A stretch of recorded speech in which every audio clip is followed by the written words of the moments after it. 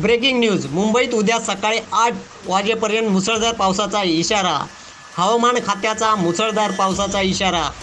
गरज असेल तरच घराबाहेर पडा, महानगरपालिकेचे आवाहन.